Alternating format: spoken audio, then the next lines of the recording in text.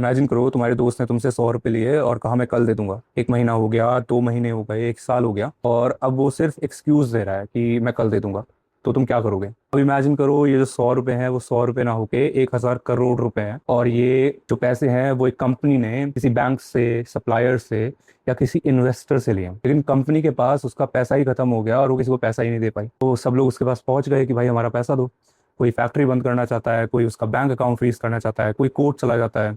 सब अपने अपने तरीके से पैसा रिकवर करना चाहता है। तो एक पॉइंट आएगा जब कंपनी बचेगी नहीं, और अगर कंपनी नहीं बचेगी तो वो सबका पैसा कैसे चुकाएगी? तो किसी का पैसा भी नहीं मिलेगा। इसी प्रॉब्लम को सॉल्व करने के लिए पार्लियामेंट ने इनैक्ट किया आईबीसी को। आईबीसी कहते हैं सब रुक जाओ, एक लाइन से खड़े हो जाओ। अब कोई भी क्रेडिटर अपनी मर्जी नहीं करेगा, सब कुछ लीगल प्रोसेस से होगा। अब इस प्रोसेस में एक रेफरी होता है, एक इंडिपेंडेंट प्रोफेशनल होता है जिसको हम रेजोल्यूशन प्रोफेशनल भी कहते हैं। उसी उसको ऐसे समझो कि जब क्रिकेट में एक अंपायर होता है, वो सब कुछ देखता है। वो ना ही किसी बैंक का है ना ही किसी कंपनी का है। उसका काम होता है कि कंपनी को ऑनेस्टली एसेस करना और ये देखना कि कंपनी को रिवाइव किया जा सकता है, कंपनी को बचाया जा सकता है।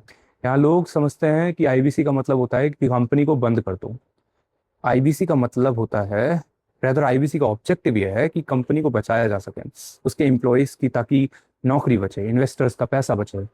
इसीलिए आईबीसी कोई पनिशमेंट का लॉ नहीं, इसीलिए आईबीसी कोई पनिशमेंट का लॉ नहीं है, रिकवरी का लॉ नहीं है, वो रिवाइवल का लॉ है। यहाँ पे कंपनी को रेस्क्यू किया जाता है ताकि उसको बचाया जा सके और क्रेडिटर्स का पैसा बचाया जा सके।